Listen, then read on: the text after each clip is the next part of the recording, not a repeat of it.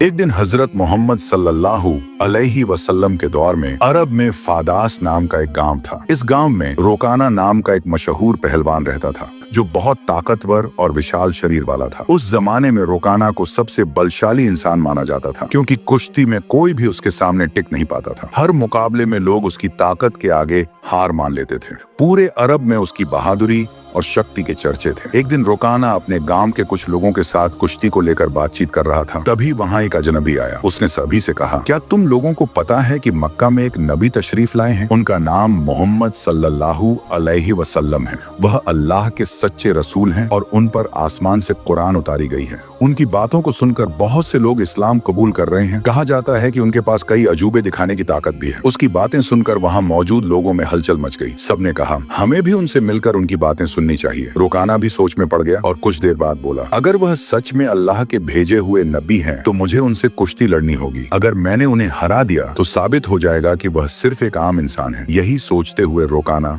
अपने घर लौटा। उसका एक बेटा था जिसका नाम यजीद था। वह भी अपने पिता की तरह बेहद ताकतवर था और उसने कभी किसी मुकाबले में हार नहीं मानी थी। रोकाना ने अपने बेटे से कहा, मैंने सुना है मक्का में मोहम्मद सल्लल्लाहु अलैहि वसल्लम नाम के एक व्यक्ति हैं जिन्हें लोग बहुत बड़ा जादूगर कहते हैं। इसलिए मैं सोच रहा हूँ कि मक्का जाकर उनसे मिलूं और उनके साथ कुश्ती करूं। रोकाना की यह बात सुनकर उसका बेटा यजीद बोला, बाबा मैं भी आपके साथ मक्का जाऊंगा। मैं भी देखना चाहता हूँ कि वह वास्तव में कौन है। कुछ दिनों बाद रोकाना और उसका बेटा यजीद मोहम्मद सल्लल्लाहु अलैहि वसल्लम से मिलने के लिए मक्का की ओर रवाना हो गए। लंबा सफर तय करने के बाद तपते रेगिस्तान को पार करके वे आखिरकार मक्का पहुंच गए। लेकिन मक्का पहुंचते ही रोकाना ने महसूस किया कि उसके दिल में एक अजीब सी शांति समा गई है। उसे यह भी लगा कि मक्का के लोगों के चेहरे पर एक अलग ही रौनक है। ऐसा लग रहा था जैसे इस शहर का माहौल अल्लाह की रहमत से महका हुआ हो। मक्का की फिजा देखकर रोकाना ने अपने बेटे से कहा, बेटा यजीद, मुझे लगता है कि यह जगह बहुत खास है।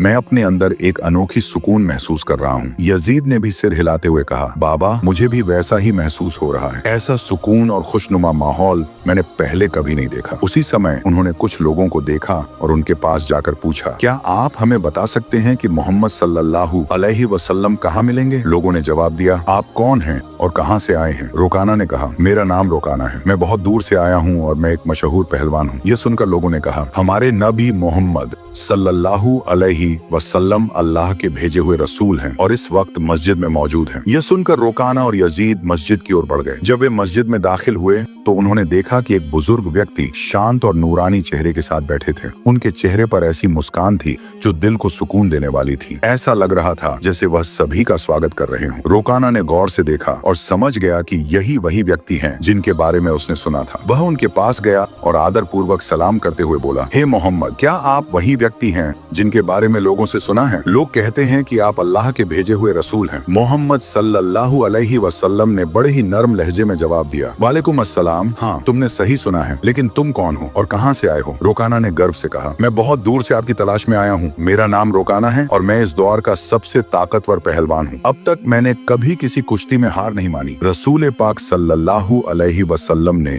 मुस्कुराते हुए कहा, रोकाना पहले बैठो, फिर हम बातें करेंगे। रोकाना सोचने लगा कि यह शख्स मुझसे आखिर क्या बात करना चाहते हैं। तभी मोहम्मद सल्लल्लाहु अलैहि वसल्लम ने उससे बड़ी ही नरमी से कहा, रोकाना, अल्लाह से डरो। तुम्हारे जिस्म में जो ताकत है वह उसी अल्लाह ने दी है जिसने तुम्हें इतना बड़ा पहलवान बनाया है। उसी महान अल्लाह के आगे सिर झुकाओ, उसी पर ईमान लाओ और मुझे उसका रसूल मानो। रोकाना ने हैरानी से कहा, हे मोहम्मद, तुम क्या कह रहे हो? मैं तो यहाँ सिर्फ कुश्ती लड़ने आया हूँ। मैंने सुना है कि तुम अल्लाह के भेजे हुए नबी हो और तुम्हारे पास कोई खास ताकत है। इसी वजह से मैंने फैसला किया कि मैं तुम्हारे साथ कुश्ती करूंगा। लेकिन तुम मुझे इस्लाम अपनाने के लिए कह रहे हो। दयालु नबी मोहम्मद सल्लल्लाहु अलैहि वसल्लम ने नरमी से कहा, रोकाना, तुम मेरे साथ कुश्ती लड़ना चाहते हो, लेकिन यह मेरा मकसद नहीं है। कुश्ती लड़ना पहलवानों का काम है और मैं कोई पहलवान नहीं हूँ। रोकाना हंसते हुए बोला, हे मोहम्मद, मैं तुम्हारी ये बातें सुनने नहीं आया हूँ। मैंने सुना है कि तुम बहुत ताकतवर हो, तुम्हें जादू भी आता है। अगर तुम सच में अल्लाह के रसूल हो तो अपनी ताकत से मुझे कुश्ती में हरा कर दिखाओ। मोहम्मद सल्लल्लाहु अलैहि वसल्लम मुस्कुराए और बोले, रोकाना, तुम इतनी जिद कर रहे हो, इसलिए मैं तुम्हारे साथ एक शर्त पर कुश्ती लड़ने के लिए तैयार हूँ।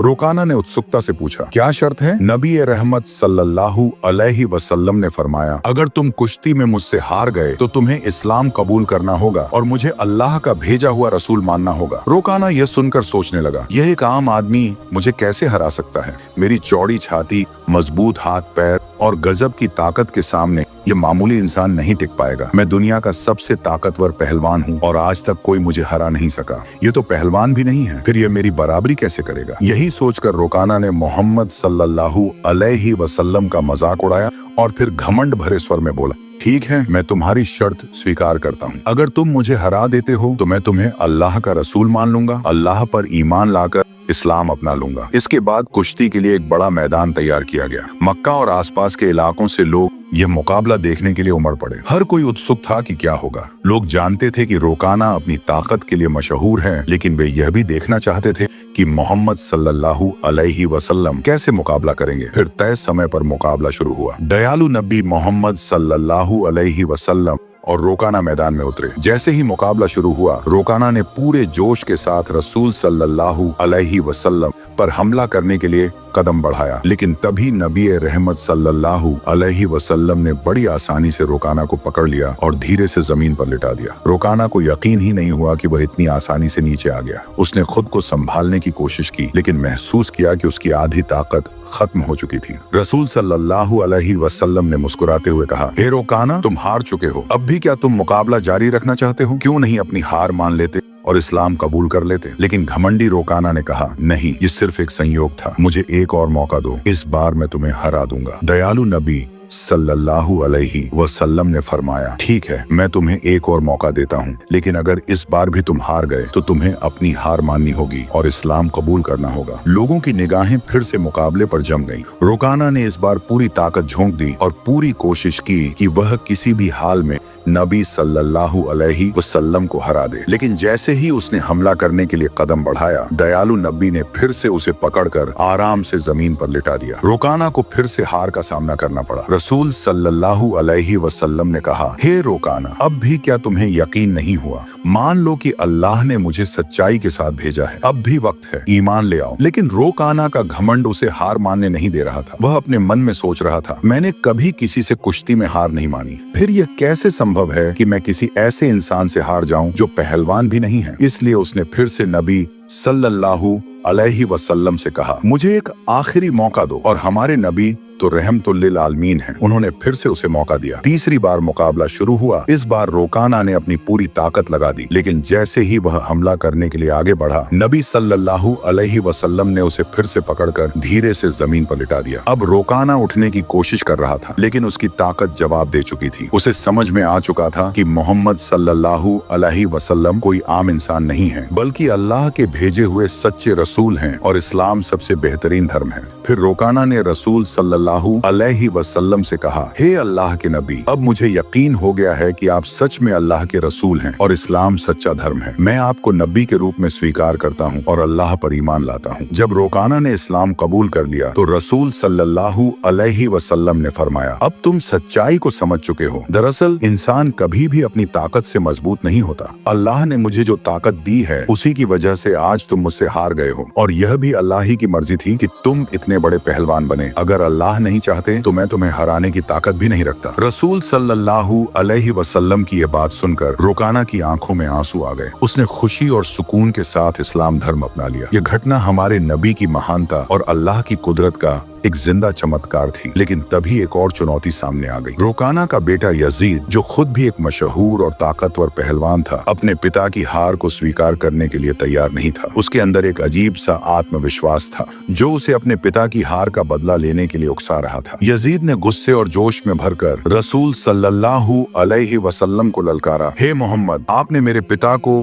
कुश्ती में हराकर यह साबित कर दिया कि आप असाधारण इंसान हैं, लेकिन मैं आपकी ताकत का अंदाजा नहीं लगा पाया। क्या आप मेरे साथ कुश्ती लड़ेंगे? रसूल सल्लल्लाहु अलैहि वसल्लम ने यजीद की आंखों में देखा और समझ गए कि उसके दिल में अब भी संदेह बाकी है। उसे ईमान की रोशनी की जरूरत थी, इसलिए उन्होंने मुस्कुराते हुए उसका चैलेंज स्वीकार कर लिया। अब यजीद ने खुद को मुकाबले के लिए तैयार किया। वह अपने पिता की तरह ही ताकतवर था और उसने कभी किसी से हार नहीं मानी थी। उसके मन में एक ही बात चल रही थी कि वह मोहम्मद सल्लल्लाहु अलैहि वसल्लम को हराकर अपने पिता की हार का बदला लेगा और अपने खानदान की इज्जत वापस पाएगा। फिर जब कुश्ती शुरू हुई तो यजीद ने अपनी पूरी ताकत झोंक दी। हजरत मोहम्मद सल्लल्लाहु अलैहि वसल्लम पर हमला किया गया, लेकिन हमारे नबी ने हर एक वार को आसानी से रोक लिया। यजीद हैरान रह गया। उसे यकीन नहीं हो रहा था कि यह कैसे संभव है। फिर रसूल सल्लल्लाहु अलैहि वसल्लम ने उसे एक मौका दिया ताकि वह अपनी पूरी ताकत आजमा सके। यजीद ने पूरी ताकत से हमला किया, लेकिन इस बार भी रसूल सल्लल्लाहु अलैहि वसल्लम ने उसे आसानी से जमीन पर गिरा दिया। यजीद का शरीर इतनी जोर से जमीन से टकराया कि उसे लगा जैसे उसकी हड्डियां टूट गई हैं। यजीद ने फिर से उठने की कोशिश की,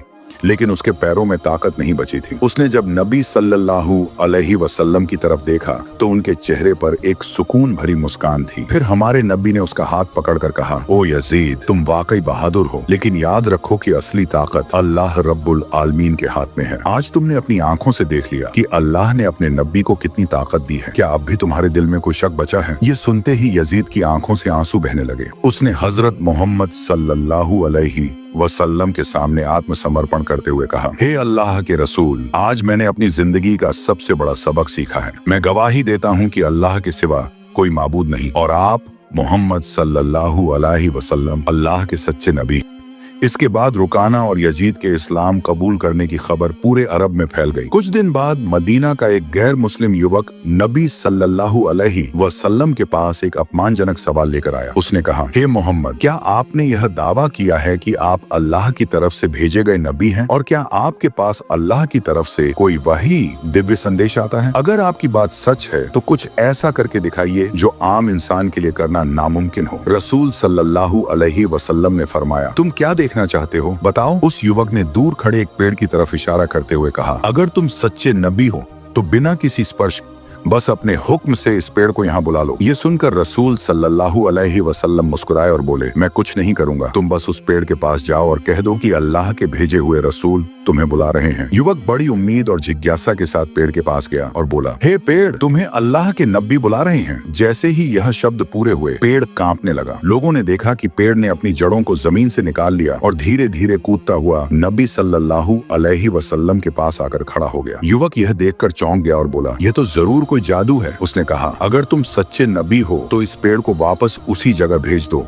जहाँ से वह आया था। नबी सल्लल्लाहु अलैहि वसल्लम ने फरमाया, जाओ अपनी जगह पर लौट जाओ। और सबने देखा कि पेड़ तुरंत वापस अपनी जगह चला गया और पहले जैसा खड़ा हो गया। यह देखकर वह युवक जोर से बोला, अशहदु अल्लाह इलाहा इल्लल्लाह व अशहदु अन्ना मोहम्मदुर रसूलुल्लाह, यानी मैं गवाही देता हूँ कि अल्लाह के सिवा कोई माबूद नहीं और मोहम्मद सल्लल्लाहु अलैहि वसल्लम अल्लाह के सच्चे रसूल हैं। इसके बाद उस युवक ने न सिर्फ इस्लाम कबूल किया बल्कि अपने पूरे परिवार को भी मुसलमान बना लिया। हमारे नबी सल्लल्लाहु अलैहि वसल्लम की पूरी जिंदगी ऐसे अनगिनत चमत्कारों से भरी हुई है। हम जो जन्म से मुसलमान हैं, अगर हम सही तरीके से इस्लाम को अपनाएं तो दुनिया की कई चीजें बदल सकती हैं। अल्लाह हमें सभी को नबी सल्लल्लाहु अलैहि वसल्लम की दी गई तालीम को अपनी जिंदगी में लागू करने की तौफीक अता फरमाए। आमीन। अगर आपने अभी तक वीडियो को लाइक नहीं किया है तो लाइक करें, शेयर करें और चैनल को सब्सक्राइब करें। मिलते हैं अगली वीडियो में, तब तक के लिए अल्लाह हाफिज।